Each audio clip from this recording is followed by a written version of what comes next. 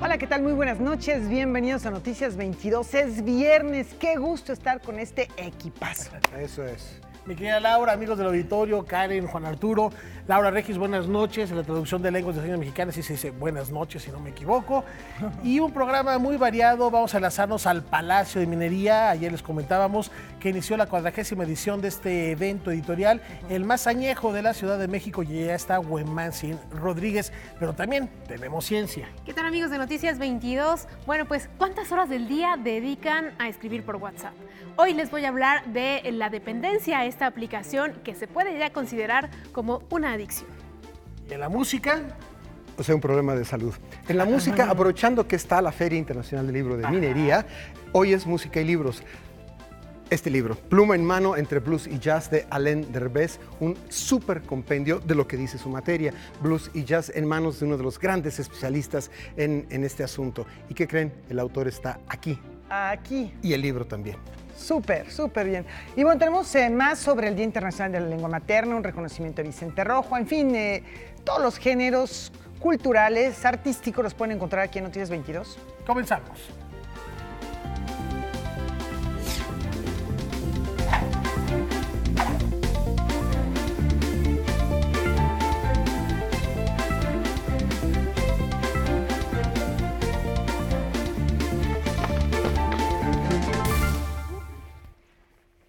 Y como ya referías, Laura, el municipio hidalguense de Ixmiquilpan fue uno de los puntos clave en la conmemoración el día de ayer del Día Internacional de la Lengua Materna. Sí, porque efectivamente ahí se reunieron representantes de distintas entidades de la República para platicar acerca de estrategias a fin de rescatar las lenguas nativas. También firma esta carta de intención. En el Teatro Hidalgo de Ixmiquilpan, Hidalgo, se llevó a cabo un acto protocolario en torno a 3 conmemoraciones. La primera de ellas, por el Día Internacional de la Lengua Materna, que este 2019 llega a su 20º aniversario. El segundo, porque precisamente 2019 ha sido declarado el Año Internacional de las Lenguas Indígenas. Y en ese marco, se clausuraron las actividades del Congreso Interestatal para la institucionalización de la lengua ñañú. En representación de la Secretaria de Cultura Federal, Alejandra Frausto, asistió Natalia Toledo, subsecretaria de Diversidad Cultural de la dependencia. Las perspectivas, a decir el director del Instituto Nacional de Lenguas Indígenas, no son del todo alentadoras. Mucho nos gustaría estar aquí para celebrar el renacimiento de las lenguas indígenas. Sin embargo, el informe que México le entrega a sus ciudadanos, a los pueblos indígenas y a organismos internacionales es desalentador. Estamos viviendo un etnocidio lingüístico, un lingüicidio. 37 lenguas amenazadas y 31 en alto riesgo de desaparición. Un panorama triste para las 68 lenguas indígenas nacionales y para la población que la habla. En este contexto, adquiere gran relevancia el reto que nos ha planteado la Secretaría de Cultura del Gobierno de México. Ni una lengua menos, ni un hablante menos, a lo que habría que sumarle, ni una lengua arriba, ni una lengua abajo. Además de contar con un plan de acción 2019 que ha venido construyendo bajo la coordinación del INALI y la Oficina de la UNESCO en México, se sumará a la iniciativa de declarar el diseño 2019-2029 de las lenguas indígenas del mundo. También fueron anunciadas una serie de actividades relativas a las lenguas nacionales, como la Feria de Lenguas Indígenas a celebrarse en agosto y un Congreso Internacional de Lenguas en Riesgo en octubre. Además, un encuentro en colaboración con PEN International que convocará a autores en lenguas indígenas de más de 20 países en el mes de mayo. Además, fue presentado el volumen Norma de Escritura de la Lengua ñañú, impulsado por el INALI y que ha contado con la participación de hablantes de esta lengua procedentes de 9 diferentes estados del país: Guanajuato, Hidalgo, Estado de México, Puebla, Querétaro, Tlaxcala, Michoacán y Veracruz. Un ejemplar de este volumen fue entregado a la subsecretaria de Diversidad Cultural. La sensibilización y visibilidad, lo dije, sin duda son un primer paso importante, pero no debemos quedarnos ahí. La lengua es un vehículo de empoderamiento y participación activa en la construcción democrática y en el discurso cultural de una nación. Cuando reforzamos una lengua y animamos su uso, realmente estamos conformando la verdadera patria de todos.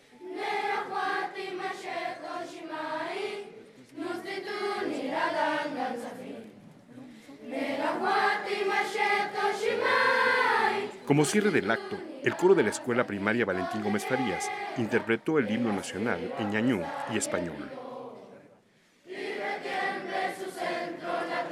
Noticias 22, Víctor Gaspar. Importante este tipo de conmemoraciones, sobre todo pensando en que el 50% de las lenguas originarias en México están en riesgo de desaparecer.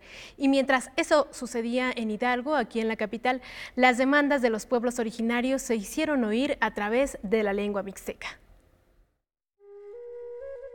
La charla Derechos Lingüísticos y Derechos Humanos en México, impartida en mixteco por Tomás López Arabia, se llevó a cabo en el Colegio Nacional como parte del ciclo ¿Quiénes somos los mexicanos? Diálogos en la multiculturalidad. En este encuentro se trataron diversos temas de interés y problemáticas a las que día a día se enfrentan los habitantes de pueblos indígenas. Bueno, la conferencia del día de hoy justamente se da en el marco del Día Internacional de la Lengua Materna y en el Año Internacional de las Lenguas Indígenas decretado por la UNESCO. Como bien sabemos, en el mundo, en México, existen muchas comunidades que hablamos una lengua indígena, una lengua distinta a las lenguas homogéneas en este mundo. En ese sentido, la conferencia de hoy versa sobre justamente cómo estamos ejerciendo estos derechos lingüísticos, estos derechos al uso de la lengua indígena como un derecho humano. Debemos de recordar que México es uno de los países con mayor diversidad en todo el mundo. México, aparte de los hablantes de lengua indígena, que somos un poquito más de 7 millones según el INEGI, somos más de 25 millones los que nos consideramos indígenas.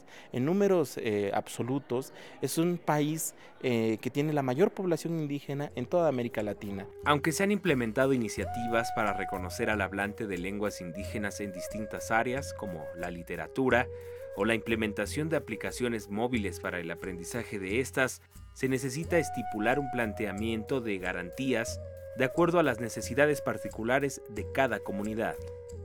A los pueblos indígenas de este país se les ha observado como los incapaces de conducir su destino. A las lenguas que hablamos se les denomina dialectos, no lenguas. A los sistemas económico, social, jurídico se les dice usos y costumbres y no sistemas de organización. La identidad forma parte de nosotros, los que vivimos en este país y hablamos una lengua indígena, formamos parte de este país. Pero obviamente hay situaciones diferenciadas bajo las cuales vamos a estar sujetas. Es decir, no es lo mismo hablar de una persona que no hable lengua indígena a una persona que habla una lengua indígena. Y no es que se le dé un trato especial. La Constitución es muy clara cuando se dice que tiene un derecho diferenciado, que es muy distinto a un derecho especial. Y tenemos que enriquecernos como país. Nuestro país es un país muy triste hablando lingüísticamente. Es un país monolingüe, solo del español. Tendríamos que aprender otras lenguas y no es un tema de aprendizaje, no es un tema de cognitividad, porque el ser humano tiene la capacidad de adquirir 3 o 4 lenguas al mismo tiempo. Con información de Fernando Salinas, César H. Meléndez, Noticias 22. Bueno, ¿cómo conservar una lengua? Hay muchas manifestaciones que lo permitirían hacer. El arte teatral, la escena también tiene propuestas al respecto, Rafa. Vamos a ver cómo se conmemoró precisamente desde el escenario aquí en la Ciudad de México. Si alguien quiere hablar con la lluvia y con la tierra y bailar y cantar, eso está muy bien, no tiene nada de malo. El teatro no podía permanecer al margen de la celebración del Día Internacional de la Lengua Materna y tuvo una contribución muy importante y exitosa. Marisa Jiménez Cacho, que conoció la obra, nos planteó esta iniciativa que a mí me pareció muy valiosa porque creo que es importante vincular desde las artes escénicas con este día, que yo pienso que en este proyecto tiene 2 líneas, ¿no? Que es la que nosotros la mayoría de los actores que pues nuestra lengua materna ha sido la lengua que ha respaldado el Estado, no hemos tenido la necesidad de pensar en este concepto ideológico o en esta iniciativa de lo que es la lengua materna, porque no hemos tenido que luchar por el derecho al acceso a la salud, a la educación, a la justicia en nuestra lengua materna. De acuerdo con la Organización de las Naciones Unidas para la Educación, la Ciencia y la Cultura, una lengua desaparece cada 2 semanas en promedio, llevándose con ello todo su patrimonio cultural e intelectual. La obra habla del testimonio de Santos de la Cruz, que es nuestro asesor en lengua y cultura náhuatl, y también es la persona que compartió la experiencia de haber sido educado en una lengua que no es su lengua materna. Y entonces estas dos ideas, digamos que es con las que buscamos dialogar dentro de la obra.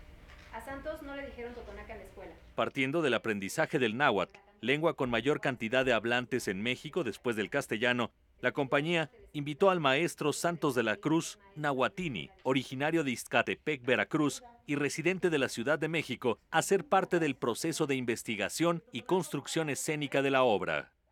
Este proyecto que es de aliento intercultural, eso es lo que busca, porque muchas veces las iniciativas interculturales se piensa que son destinadas a los pueblos originarios, cuando en realidad esas iniciativas nos implican a todos, y justamente por eso, porque la desigualdad histórica y social que seguimos arrastrando, pues nació de la cultura dominante, ¿no? O de lo que hemos decidido llamar la cultura dominante, y ha provocado esta serie de discriminación y segregación hacia el resto de las culturas con las que convivimos. La palabra tutunacú, que castellanizado es totonaca, significa desde la propia lengua tutu 3, nacú, corazón, 3 corazones. Tlazohcamati huelmiec, mahcuali xihualacan, nehuatl nipaki axcan y pampa inin ohtli tequitl tlamahuizoli. Con información y texto de Salvador Perches Galván, Óscar Helguera, Noticias 22. Dar voz a quienes han sido marginados por la cultura dominante es el objetivo de esta muestra, y con esto nos vamos a una breve pausa y regresamos con más aquí en Noticias 22.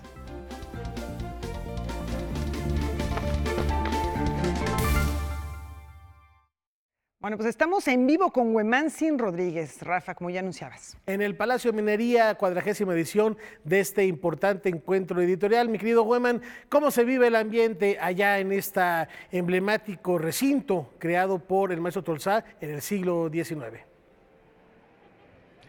¿Qué tal, Rafael? ¿Qué tal, Laura? Así es, está el equipo de Noticias 22, nuestros amigos también de Transmisiones, haciendo posible esta transmisión en vivo desde el Palacio de Minería en esta feria que además tiene unas características muy importantes. Por un lado, hay muchos libros técnicos, hay muchos libros universitarios, el espíritu, el perfil de esta feria tiene que ver con ello, pero también son muchos libros para un público mucho más amplio que viene a ser, por así decirlo, el espacio en donde muchos mexicanos se encuentran con las letras, con los libros, después de la Feria del Libro de Guadalajara, así que hay muchas cosas bastante emocionantes, y estos perfiles permiten también encontrar libros que no en todas partes se encuentran. Por ejemplo, los saludamos desde el stand en donde se encuentra Editorial Larousse, Alianza y Cátedra, entre otras, y tienen unas maravillas.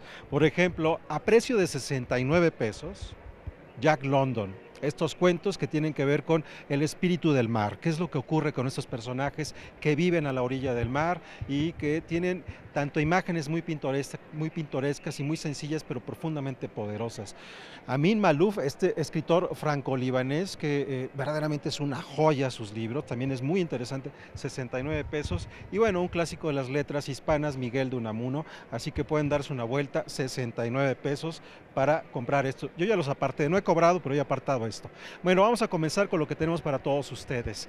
El estado de Nuevo León es uno de los estados que tiene una presencia muy importante siempre en las ferias del libro, pero aquí en Minería es el estado invitado de honor y trae una oferta verdaderamente espectacular. Veamos.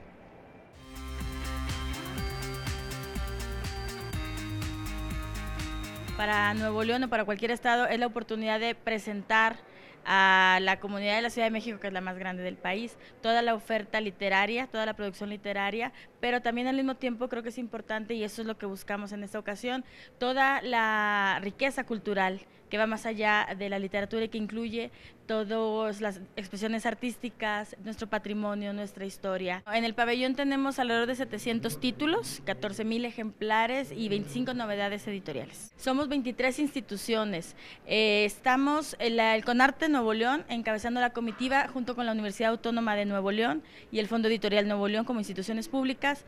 Instituciones académicas está el CIESAS, el COLEF, el Tecnológico de Monterrey, la Universidad de Monterrey y la Universidad Regiomontana. Y tenemos además 2 editoriales independientes. A través de una convocatoria de coediciones con el Fondo Regional del Noreste, hicimos una convocatoria a nivel regional para publicar autores de la región con temas literarios, ahí sí con géneros literarios. Y bueno, fue una grata sorpresa, tenemos 25 publicaciones a partir de esa convocatoria y son las novedades que hoy traemos.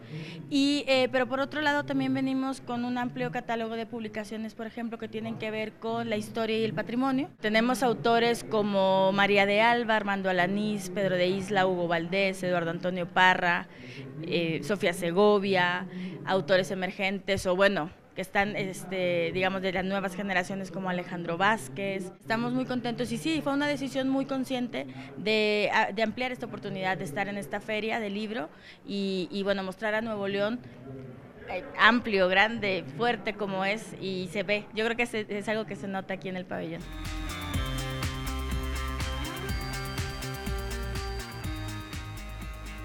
Otro de los libros que pueden encontrar en el pabellón en donde nos encontramos es este de Jean-Paul Sartre, que va vinculado a nuestra nota anterior y a la nota que viene. Jean-Paul Sartre, su libro tal vez el más famoso sea La náusea, ha escrito también muchas cosas que tienen que ver con el análisis del compromiso entre la pluma y el comportamiento del escritor. Sobre esto nos habla el libro La literatura comprometida de Jean-Paul Sartre de Héctor Iván González, que es publicado por la Universidad Autónoma de Nuevo León.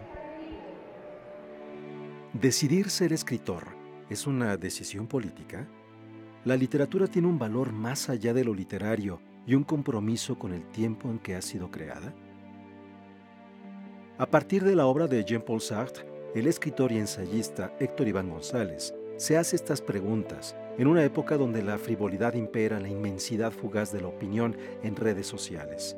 Esto a través de su libro Jean-Paul Sartre y la literatura comprometida, editado por la Universidad de Nuevo León. Con el surgimiento, vamos, del ciudadano, ¿no? Después de la Revolución Francesa, hay una postura donde el intelectual deja de ser este cortesano como Corneille, como Racine, incluso como el propio Montaigne, aunque sea tan inteligente, vamos, estaba supeditado a ese régimen, y a final de cuentas con Voltaire, con Hugo, empieza a tener una individualidad, un carácter personal el escritor, empieza a tener una actitud crítica, una actitud propositiva, e en todo caso una actitud de política activa. González ubica a Sartre en una tradición crítica de las letras francesas que también analiza el autor de La náusea, donde hay nombres como Mallarmé, Flaubert o Émile Zola, así como los autores estadounidenses de la llamada generación perdida como William Faulkner, John Dos Passos, Ernest Hemingway, Scott Fitzgerald o John Steinbeck, autores donde Sartre veía esa literatura comprometida. Entonces Sartre se lanza a la crítica de decir, ¿por qué pensamos que la literatura está divorciada de la realidad política, social, económica? ¿Por qué la literatura es algo que no, de alguna manera, tiene una repercusión directa en el individuo? Entonces, estos 3 libros abordan, digamos, la tesis de Sartre para que después él pueda desarrollar en qué consiste la literatura. Dice él, es una creación dirigida y a final de cuentas llega a una conclusión. Es el encuentro de 2 libertades que no pueden crear alineación, ni pueden crear engaño, ni pueden crear más ideología, sino precisamente una postura crítica. Pero esa postura de Sartre ha sido muy criticada y descalificada, algo que demuestra los tiempos que vivía la sociedad europea que buscaba reconstruirse tras la Segunda Guerra Mundial. Sartre habla mucho también de la figura del intelectual que está aceptando de entrada que la literatura no va a tener ninguna función social. O sea, el hecho de que lo acepte ya es una forma de rendición. Entonces, dice, como si fuera un viento céfiro que roza las cosas sin hacerles nada, ¿no? Entonces, a final de cuentas, lo que él está diciendo es que la literatura son actos, tienen una consecuencia. El hecho de mencionar algo ya es estarlo rebasando, por lo menos ontológicamente. La postura de Sartre también es fuerte contra los panfletos. Una actitud crítica y comprometida está más allá de las ideologías partidarias y del mercado. mais qui a donné de très bons résultats, devrait être... Bueno, este libro, La literatura comprometida de Jean-Paul Sartre de la Universidad Autónoma de Nuevo León, ha sido presentado esta tarde aquí y pueden encontrarlo, por supuesto, en el pabellón de Nuevo León. Y ahora nos acompaña Socorro Bonilla. Socorro, muchas gracias por este tiempo y nos da mucho gusto porque la hemos visto en muchas ferias de libros, en muchas actividades que tienen que ver con la edición y ahora ella está al frente de las ediciones de la UNAM, que nos da mucho gusto poder compartirlo. ¿Cómo estás, Socorro? ¿Cómo te sientes ahora en la UNAM? Guamansen, pues es un privilegio trabajar para nuestra máxima casa de estudios. La verdad es que tomo este paquete enorme como subirse a un tren que va a todo vapor y la prueba es precisamente esta feria, la Feria Internacional del Libro del Palacio de Minería, donde la UNAM tiene pues un papel de protagonista. Nuestro stand es uno de los de mayor tradición, uno de los más grandes también. Imagínense, la oferta que ofrecemos allí es de 30,000 ejemplares, más de 3,000 títulos que representan la producción editorial de 120 dependencias universitarias y van a encontrar libros de todas las áreas del conocimiento, no solamente investigaciones y libros académicos, por supuesto también el trabajo creativo, el trabajo de imaginación de artistas, libros de arte, literatura, en fin, de verdad que todo mundo que entre al stand de la UNAM va a encontrar un libro entrañable. Y la verdad es emocionante. Por ejemplo, por poner un ejemplo, en el Departamento de Investigaciones Estéticas, en los libros que tienen allí, está uno dedicado al Salón Independiente y otro al análisis de la imagen, que me parecen fenomenales. También a cómo el fotoreportaje, también las imágenes intervenidas de fotoreportaje nos dan otro tipo de análisis. Y eso es nada más algunos de los que se encuentran en una de las dependencias de la UNAM. También hay un libro que me llama la atención mucho y que estamos preparando algo en Noticias 22 Digital en torno a su autor, Rodolfo Walsh y Operación Masacre, un libro que hacía décadas que no se imprimía en México y que lo tiene ahora la UNAM. Es un libro publicado por la Dirección de Literatura, donde trabaja Rosa Beltrán, una súper escritora mexicana, que tuvo el buen tino de fichar ese libro, de, como dices tú, traerlo de nuevo a la memoria, a nuestro tiempo, y es un libro de una enorme actualidad. Además vale la pena recordar, si revisamos la cuarta de foros, hay allí un texto de un autor muy importante, Jorge Volpi, quien ha estado justamente explorando la literatura de no ficción, esta narrativa que va más allá o más acá, como podamos querer comprender esta manera de mirar la literatura, yendo, digamos, a fuentes fidedignas. Nos podemos acordar, por ejemplo, de A Sangre Fría, de Truman Capote, esa novela de no ficción, pues si hacemos una comparación que me parece que puede muy bien ser pertinente, y lo dice Jorge Volpi en esta cuarta de foros, la novela de Walsh se publicó 9 años antes que Operación Masacre, que A Sangre Fría. Entonces, tenemos allí un libro pionero y es un libro de Latinoamérica. Eso es lo que me parece maravilloso, porque además ya lo abundaremos en Noticias 22 Digital en marzo, porque es cuando se cumplen años de la desaparición de Rodolfo Walsh durante la dictadura militar en Argentina. Es un libro que parece haber sido escrito en cualquier parte de América Latina, en este año, en el pasado o en el antepasado. Pero bueno, hablaremos de ello muy pronto. Claro. ¿No? Y tiene mucho de perturbador que estamos leyendo la historia de alguien que no apareció nunca, que no sabemos qué pasó con él, ¿no? Así es. Bueno, ya estamos a un minuto de mandar a nuestra siguiente nota, Socorro. Por ejemplo, ¿qué es lo que podemos esperar de la UNAM en las actividades que van a presentar libros el día de mañana, este fin de semana? Bueno, este fin de semana tenemos la presentación de una colección importantísima de la Coordinación de Humanidades y el Instituto de Investigaciones Filológicas, la colección Shogna, que significa Casa de la Lectura, y es la única que tenemos en la universidad dirigida a niños. Por eso quisiera recomendar especialmente, se presenta mañana sábado a las 11 aquí en Minería, y vamos a tener también a las 6 de la tarde tenemos una presentación importantísima, un libro que tiene que ver con la historia de la universidad, coordinado por el doctor Leonardo Lomelí, secretario general de la UNAM, los desafíos de la Universidad Nacional Autónoma de México, en un año en el que se cumplen 90 de autonomía universitaria. ¿Qué significa la vida universitaria? ¿Qué significa desde la UNAM? Perfecto, bueno, esto es tan solo un guiño. Socorro, muchas gracias por estar con nosotros en vivo desde la Feria del Palacio de Minería. Ya estaremos muy pendientes de las actividades de la UNAM en las siguientes jornadas. Muchas gracias, Guemantzin. Los invitamos a que vengan a visitar nuestro stand. Perfecto, muchas gracias, Socorro, y nosotros todavía no nos vamos. Los invitamos a que vean la siguiente entrevista con Omar Nieto. Él ha publicado un libro de cuentos que se llama Fisiología del Olvido, editado por el Fondo Editorial del Estado de México, que habla no solamente del olvido, sino también de la memoria.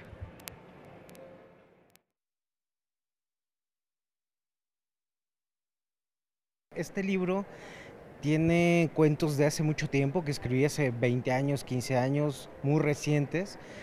Y de pronto, cuando ya tenía una buena cantidad, me di cuenta que el hilo conductor era la memoria.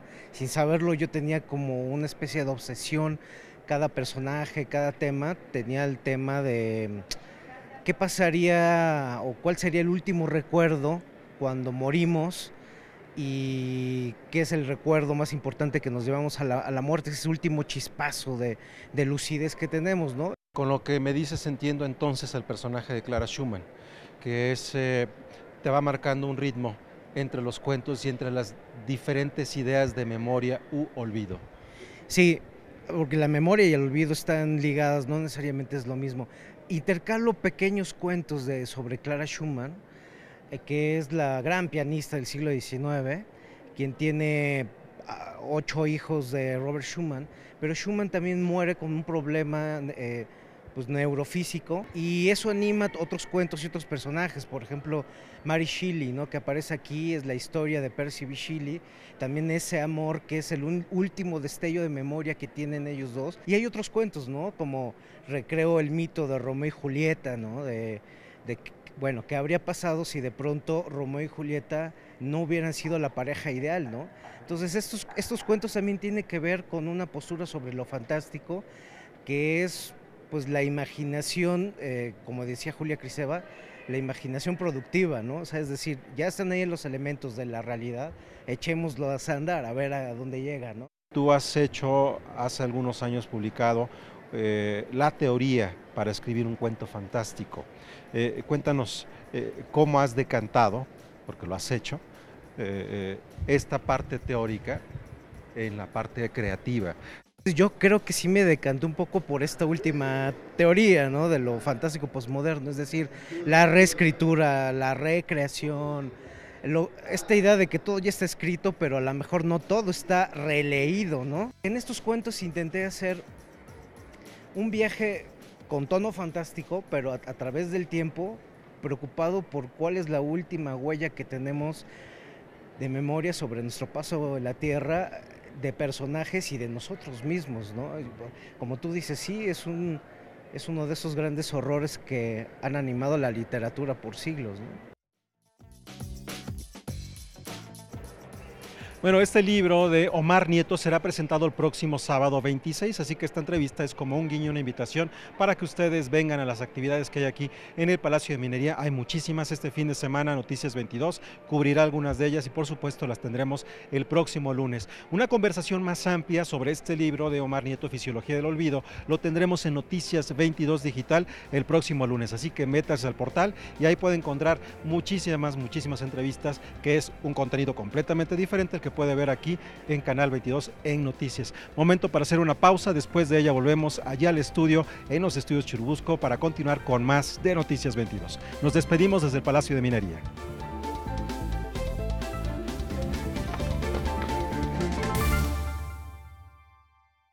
Por su larga trayectoria, un artista muy destacado, creador de ilustraciones, de portadas de revistas, en fin, por su trabajo también a través de la escultura, Vicente Rojo fue reconocido con el doctorado honoris causa por la Universidad Iberoamericana.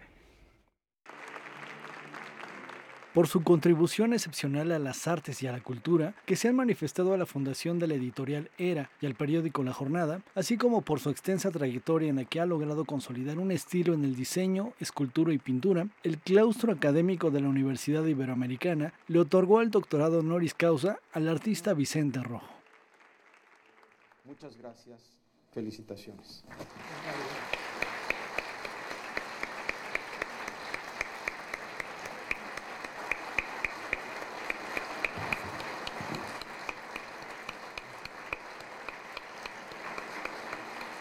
Con el diseño, con la edición, siempre he tenido, como dije, los pies en la tierra. Con la pintura o la escultura no he seguido esos mismos pasos en lo más mínimo. Nunca he tenido claridad. Siempre estoy envuelto en dudas, sumido en laberintos o preguntas a las que no encuentro respuesta, solo algunos indicios con los que he podido resolver cuestiones visuales, pero afortunadamente las dudas me permiten seguir adelante para encontrar la salida del laberinto. Sin buscarlos, he recibido algunos reconocimientos a mis tareas. No diré que inmerecidos, porque ello sería una descortesía para quienes decidieron otorgármelos. Muchas gracias de nuevo, admirables rectores de las distintas Ibero. Que la esperanza sea nuestro destino y el amor nuestra fuerza. El legado de Vicente Rojo perdurará en el tiempo y siempre nos recordará y motivará a no perder la ilusión y a mantenernos en la esperanza. Muchas gracias. Noticias 22, Óscar Cortés. Pues merecidísimo. Qué trayectoria la de Vicente Rojo, a quien se ha ubicado dentro de esta generación conocida como La Ruptura, que se unió a artistas mexicanos para crear un arte completamente nuevo, mucho de ello geométrico, abstracto, y que se también unido a algunas de las grandes plumas de nuestro país en revistas dirigidas por personajes como Octavio Paz, por ejemplo. Ya les platicaremos el próximo lunes de una exposición que se inauguró en España a propósito de la trayectoria del maestro Rojo. No se lo pierdan, es la invitación para el lunes, que nos acompañen en Noticias 22. Y la pregunta quedó en el aire, Karen, ¿cuánto tiempo se pasan? Es muy fácil saber en Facebook, porque ahí te dice llevas 2 horas, o en Twitter cuando uno se pasa revisando videos, pero en WhatsApp, que es intermitente y que se ha vuelto una herramienta cada vez más cotidiana para trabajar, para estar en contacto los estudiantes con sus compañeros.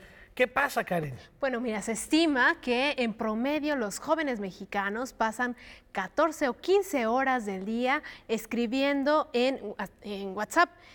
Algo que preocupa realmente, porque estudios psicológicos, estudios que ha realizado la Facultad de Psicología de la UNAM, indican que el uso excesivo de esta aplicación puede generar padecimientos similares a los de una adicción. ¿Qué te parece, Rafael, si escuchamos lo que nos dice la doctora Erika Villavicencio de la Facultad de Psicología de la Universidad al respecto de este tema?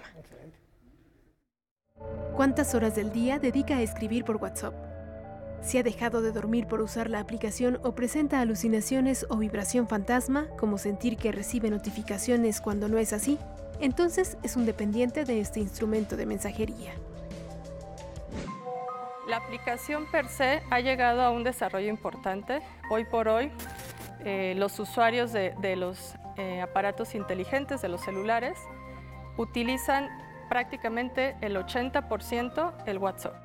Encontramos que si bien no hay diferencias significativas por edades, sí hay datos alarmantes, sobre todo en jóvenes y en niños, que en promedio están dedicando 15 horas al día en el uso del WhatsApp. Estas características nos llevan a pensar que a la persona le va a interferir no solamente a nivel individual, esto es que anteponen el uso de la herramienta a las horas de sueño, a los hábitos alimenticios, pero también puede llegar a desencadenar otro tipo de trastornos con las relaciones interpersonales, va disminuyendo la habilidad de comunicación verbal y escrita e inclusive puede afectar el desempeño escolar, laboral o llevarlo a situaciones todavía más graves, ya que hemos visto un incremento considerable en los accidentes viales. Los desarrolladores de estas tecnologías se están basando en activar a través de las notificaciones que nosotros recibimos las mismas zonas del cerebro que se activaban cuando necesitábamos huir o defendernos ante un estímulo que ponía en peligro nuestra vida. Por ende, es casi imposible no atender estas notificaciones al momento de escucharlas.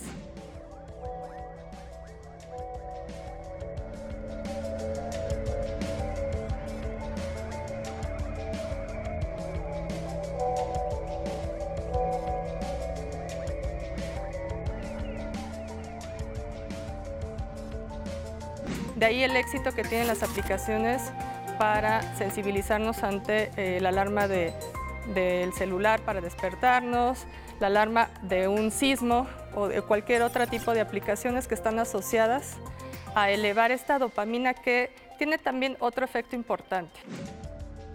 Si la dependencia avanza, los usuarios pueden presentar el síndrome de abstinencia por no revisar el celular y manifestar síntomas de malestar emocional como tristeza, ansiedad, irritabilidad, soledad o inquietud. Vale la pena indicar que cada que hay estas percepciones auditivas, sensoriales, nosotros recibimos un estímulo placentero.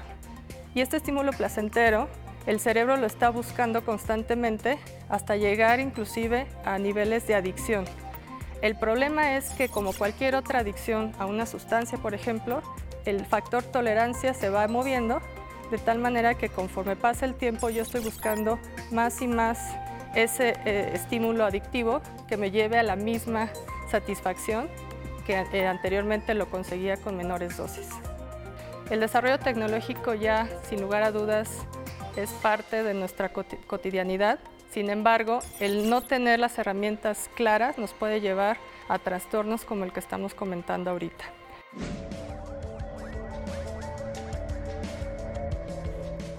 Bueno, ¿son dependientes o no a esta aplicación? Se ha convertido, lo comentaba Rafael hace un momento, en una herramienta indispensable de comunicación de la sociedad actual, ¿no? Ahora, a través de ella podemos recibir no solo mensajes, sino documentos, imágenes, videos. Hablar por teléfono también. Y es más barato. Hacer videollamadas. Entonces, bueno, ahora lo que preocupa en estos estudios que se realizan desde hace un par de años en la Facultad de Psicología es precisamente esto, ¿no? El tiempo que se le dedica a utilizar la aplicación. Y lo que está supliendo por usar ese tiempo, porque bien decías al principio, son 19 horas y digo, bueno, les queda 8 para dormir, pero no, son las horas de sueño y de alimentarse o de estudiar las que están aplicando precisamente para consultar su red social. Oficialmente no está considerada como una adicción. Sí, tiene todos los síntomas, digamos, se han encontrado que tienen los mismos síntomas que cualquier otra adicción, pero no está registrada. Sería una adicción conductual y la única adicción conductual que se tiene hasta ahora registrada es la de los videojuegos. Entonces, bueno, es importante también pues, hablar de esto con la sociedad porque estar conscientes de las implicaciones psicológicas, sociales, políticas y de salud que puede generar, ¿no?, el uso desmedido de una aplicación como esta. Yo voy a rescatar de desempolvar la contestadora telefónica y ya no me molesten en el WhatsApp. Además, Rafael, es la única aplicación que utilizas como red social, digamos. La única red social, pero no le dedico tanto tiempo, por eso la voy a pagar, además. Laura, ¿qué más tenemos? Bueno, pues ahora vamos a otro tema. Tenemos la segunda parte de la entrevista que Irma Gallo realizó con Paco Ignacio Taibo II, en la que responde a la Feria del Libro de Guadalajara a propósito de los gastos del Fondo de Cultura Económica en la pasada edición de este encuentro.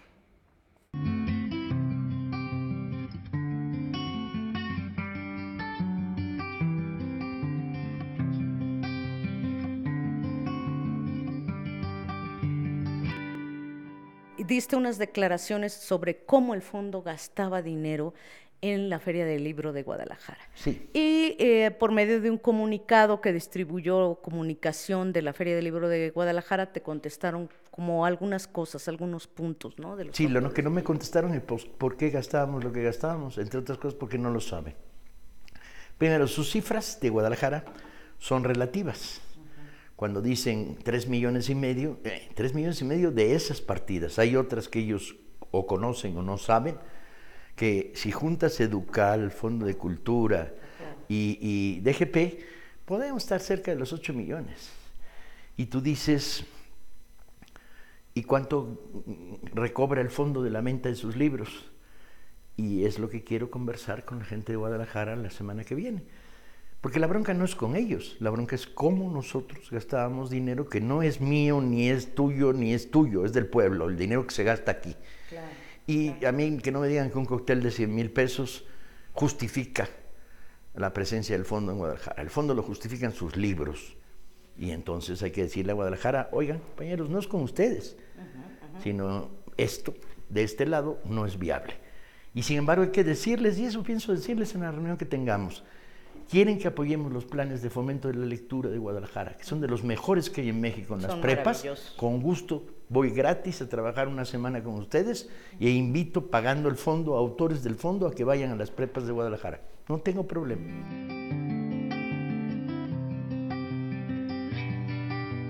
¿Cómo va la relación con el sindicato y con los demás? Hasta ahora de maravilla, da gusto. Hay un ambiente muy gentil. Nos hablamos de tú en los pasillos y respiramos un aire, espero que se note, de nueva democracia. Nadie tiene miedo de ser despedido. Pues hubo una cadena no de despidos, hubo una cadena lamentable antes de que nosotros llegáramos, en que los trabajadores eventuales que se les terminaba el contrato no fueron prorrogados sus contratos. Sí. Eso sucedió antes de que entrara el equipo que yo dirijo. Y sí, causó herida, daño. Pero el problema es que desde el punto de vista de Hacienda, que no necesariamente es el mío, sí, porque comulgo con el gobierno, pero no necesariamente con todos y cada uno de sus actos, había un sobreexceso de empleados. Y entonces el problema es que el corte fue muy radical. Ahora vamos a tratar de valorarlo y tratar de reparar errores que fueron dañinos.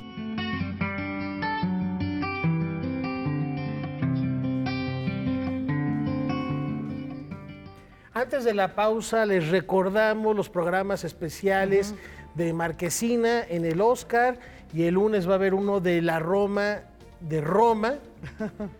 Independientemente de ustedes si van a ir al Ángel a celebrar los premios a Cuarón, no sé qué vayan a hacer, o si se van a ir al Parque de Río de Janeiro a ver la película, los Oscar y después la celebración en el Ángel. No, mañana es la primera vez que se haría una celebración en el Ángel por una cuestión así, ¿verdad? No hay fútbol el domingo, otra cosa que hacer. En fin, pero lo que no se pueden perder son los programas especiales de Marquesina, y el lunes la Roma de Roma, por supuesto, en Canal 22. Ya volvemos.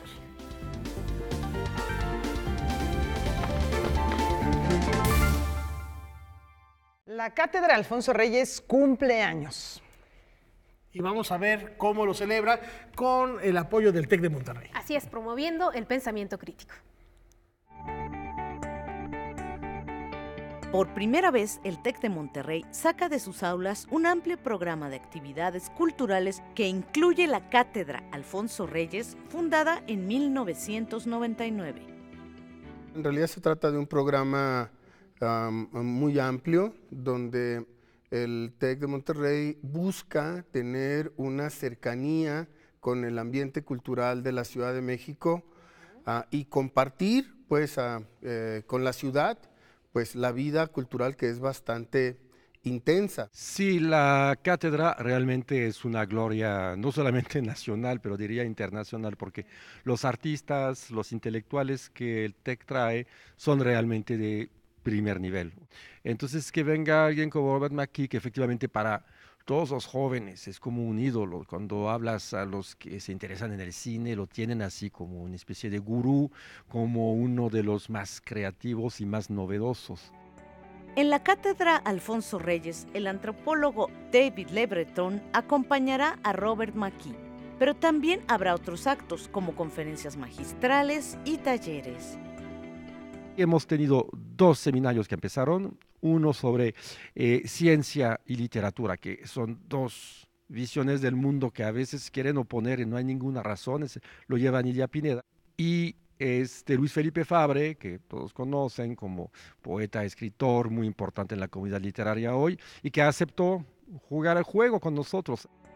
Los próximos seminarios que se impartirán los jueves en Casa Tomada serán Escritura y Artes Plásticas por Verónica Gerber y la Escritura Íntima con Daniel Saldaña París. Además, habrá talleres de escritura en la Casa de Editorial Era en la Colonia Roma. Crónica y crítica literaria con Leonardo Tarifeño, y Mauricio Montiel impartirá escritura breve a través de formas nuevas de expresión como Twitter e Instagram. En la página de la agencia BF, con Verónica Flores, que es también una socia importante para este programa, sí, claro, se están promocionando muchos de estos eventos, pero también los encuentran en el programa Pasión por la Lectura TEC de Monterrey, si lo buscan así lo van a encontrar muy fácil. Cátedra Alfonso Reyes, también la van a encontrar muy fácilmente. Noticias 22, Irma Gallo.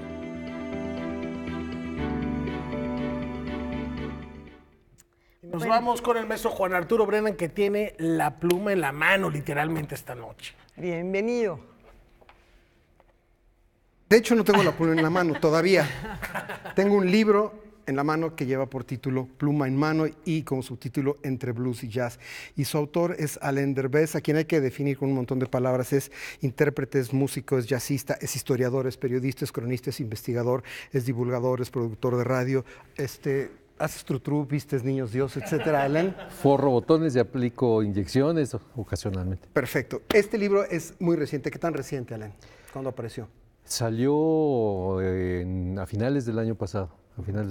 Este libro, Pluma en mano, entre blues y jazz, el subtítulo lo dice todo, está publicado por la editorial Turner y traje a Alain porque es un libro absolutamente recomendable. Hay un problema de percepción, Alain, de que México nunca tuvo nada que ver ni tiene que ver nada con la historia del jazz y este libro en buena medida es un mentiz a eso, ¿cierto? Definitivamente, tuvo mucho que ver desde el principio, desde el origen, la presencia de músicos mexicanos en lo que devendría la primera oleada de gente que se podría ya firmar como jazzista en Luisiana. Hubo músicos mexicanos en el siglo XIX en esta feria del algodón, 1884, y que enseñaron a tocar a músicos afroamericanos que después serían jazzistas. Ahora, no se despisten. Esto, a pesar de que Alain es historiador certificado, no es una historia del blues y jazz que empieza con las primeras incursiones del blues están registradas en tal documento. No, esto es infinitamente más interesante. Crónicas, entrevistas, críticas, ensayos, coloquios con gente y sobre todo muchos de los textos que están aquí reunidos, Alain y yo, es lo que más me divirtió literalmente al leer esto, son simplemente tus propias vivencias en el jazz. Y muy importante, todo esto está dicho y escrito aquí con una pasión desmecatada, que es lo que mueve a Alain respecto al jazz. Y sí, por supuesto, hay mucha opinión suya. La suya es autorizada y por eso este libro es verdaderamente fundamental. E insisto, no crean que es un coloquio, es un ensayo anecdótico, ¿cierto? Así es como lo pusieron, ensayo anecdótico. Yo incluso diría que es bastante autobiográfico. Muy autobiográfico. Es muy autobiográfico, pero no se trata de decir, miren, yo estuve en aquella experiencia y conocí a tal. Pero es tal. Que si estuviste, si los conociste, sí, pero ese es el valor que tiene tu libro. Va más allá, y entonces se habla con muchísimos protagonistas de... Sí trato de hacerlo como en una historia, comenzar con el blues, seguir con el jazz tradicional y luego irme con el free jazz, el jazz contemporáneo y algunos puntos de jazz, lo que platicábamos que te pueden interesar mucho, que no se conocen tanto y que sin embargo son muy importantes en el jazz, en la historia del jazz, como el jazz de Finlandia. Exactamente, que por supuesto es el primer capítulo que leí por razones que quizá ustedes entienden, por lo menos mis compañeros aquí presentes sí lo entienden, por qué leí eso. Y de hecho, ya que lo mencionaste, Alain, me permití marcar en la página 263 de este libro, que está en el capítulo que se titula El jazz fin es el jazz finlandés, esta brevísima cita que quiero leer para no equivocarla. Está refiriéndose a la escasez relativa de lugares de jazz en Finlandia y dice, a pesar de ello, como en muchas otras partes de Europa, los clubes para oír jazz deberían ser más. Muchos son los jazzistas de calidad y como en México, muy pocos los espacios. Brevísima opinión al respecto, esto es un tema importantísimo, Alain, ¿cierto? Sí, yo creo que es como cuando hay mucho mole y ya no alcanzan los frijoles y después entonces haces más frijoles y ya no alcanza el mole. Ya no alcanza el mole. Hay, por ejemplo, en México muchísimos muy buenos jazzistas, hay cada vez más productos discográficos o de otras formas de acceder a esta música. Faltan vitrinas y sobre todo faltan lugares y falta, aunque empieza a haber, optimista puede uno estar, empieza a haber dueños de lugares que lo toman profesionalmente y hacen lugares buenos y convocan público además a escuchar, no nada más a acompañar el trago con jazzecito. Ahora, la pregunta fundamental, mencionaste la palabra público. ¿Hay público suficiente o escaso o en exceso de oferta-demanda en México para jazz y blues en Hay general? muchísimos públicos para las distintas maneras de hacer blues y jazz. Yo creo que sí. Los festivales de los que hablo de los años 80, que fueron sucedáneos de los festivales de rock prohibidos entonces, en México había cantidad de gente que lo mismo iba a la Arena de México que a la Sala de Nezahualcóyotl o al Auditorio Nacional. Y hoy aquí lo vemos en el CENART, los jardines se llenan ante el Eurojazz o ante las propuestas de jazz mexicano. Hay lugares, fui el otro día al Jazzatlán de la Ciudad de México y es un lugar muy bien puesto y las 2 veces que he ido ha estado lleno.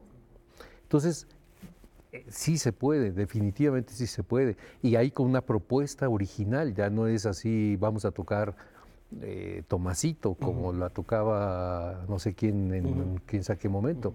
Hay una propuesta original muy atractiva, gente, no quiero dar nombres porque ahí hablo de la historia del jazz en la Ciudad de México. Hay un montón de gente y siempre vamos a dejar uno fuera. Bien, a propósito de lo que acaba de decir Alain, siempre me das pie a lo que voy a decir. La próxima vez vienes tú solo. La próxima vez vienes solo. Dijo nombres.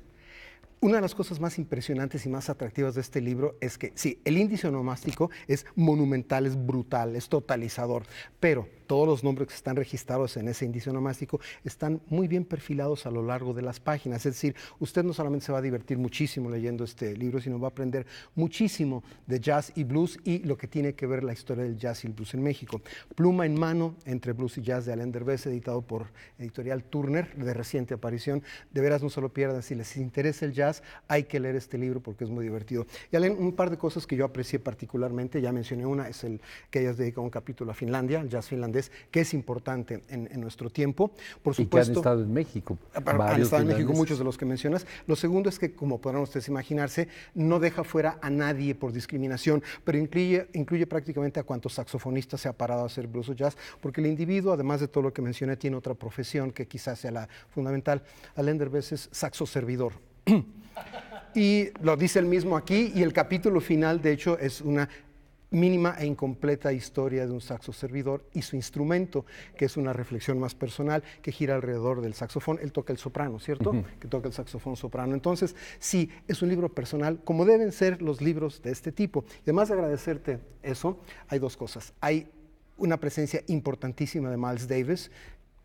Creo que lo admiras tú, yo lo admiro muchísimo, es de mis personajes tutelares en el jazz, y de hecho la corbata de hoy, que está dedicada a Miles Davis vía Alain y viceversa, por eso es, ¿sí? Bueno, dedicada a ti, a Miles Davis y al tío Felipe, que siempre se preocupa por me hubieras dicho mis corbatas. Que me traigo mi jazz y corbata, yo tengo una corbata también, pero con saxofón. Y sobre todo, quizá lo más importante en los seminarios, en lo que es realmente importante en este libro y en la historia del saxofón, que es el instrumento de este saxo servidor, es que aprovecha un momento de pasada y le pega un palo monumental a ese literalmente monstruo del saxofón que es Kenny G.